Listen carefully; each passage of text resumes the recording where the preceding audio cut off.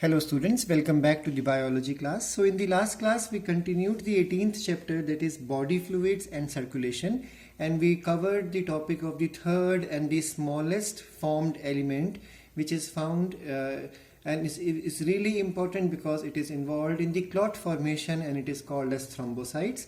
We learned in the last class that thrombocytes are not basically these cells, but they are the fragments of cytoplasm of special cells which are found in the bone marrow, and these cells are the megakaryocytes. We learned that these megakaryocytes synthesize the secretory substances which are released into cytoplasm, and then cytoplasmic budding takes place, and then small pieces of these platelets are formed from the cytoplasm surrounded by the plasma membrane, and these pieces are supposed to survive for 7 to 8 days, and they have the smallest size of 2 to 4 micrometer.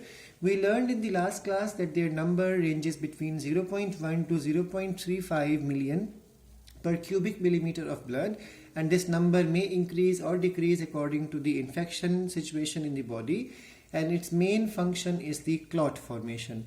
We also learned about the various blood groups. We discussed about that every RBC of the human body or the other primates, related primates, that means monkeys, chimpanzees, gorillas, apes, orangutans, these all are primates which are quite related to human being, and human is also a type of primate.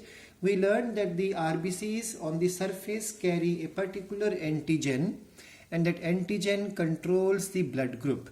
And we learned that there are many types of antigens, but the main antigens are the ABO blood groups, MNS and RH, and out of these ABO and RH are in your syllabus. We learned that ABO blood group and RH blood groups are very important, and they have to be checked before any blood transfusion is done.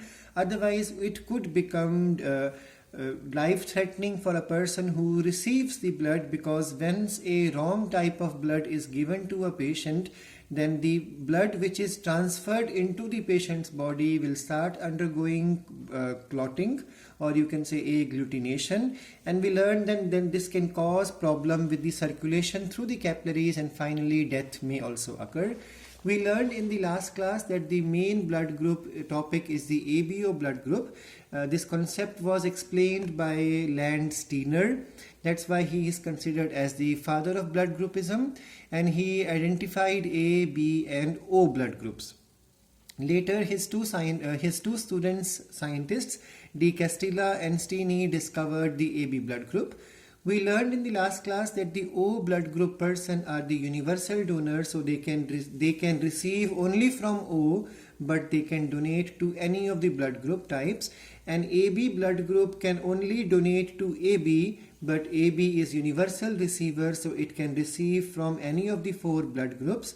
And we discussed that the population also show a type of frequency, that 47% of the population is basically the O blood group type.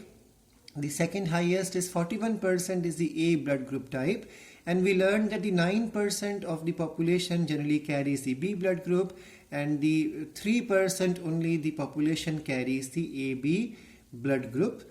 So we also learned that this blood groups or antigen formation is controlled by the gene which is represented as the I gene, and this gene which is situated on chromosome number 9. We learned that this gene has 3 forms, that is IA, IB and small I, which is also written as I naught, and these are the 3 forms or alleles of the same gene. We learned that the blood group is controlled by the antigen present on the surface of RBC, and then there is an antibody present in the plasma. So antigens are present on the surface of the RBC in blood, and antibodies are present in the plasma. And we learned that how the antigen antibody can never be similar. If the antigen present in the person's if the antigen present on the surface of the RBC is A, then the antibody present would be B, and we learned the other types also, and we understood the concept that whenever a person is receiving blood from a donor, the baseline of the rule is that the receivers, that means the patient's antibody, should never match with the donor's antigen. If they match, the agglutination will occur and the patient may even die because of this. So we discussed this topic in the last class, and today we will start as per the NCERT. The next topic to discuss as per the NCERT, next topic to discuss is the RH grouping, followed by clotting or coagulation of blood. So today we will try to cover these two topics in detail. So the RH antigen is similar to those present on the surface of the rhesus monkey. So RH stands here for rhesus. Rhesus macaca is the complete scientific name of the monkey which we found in the northern and southern India.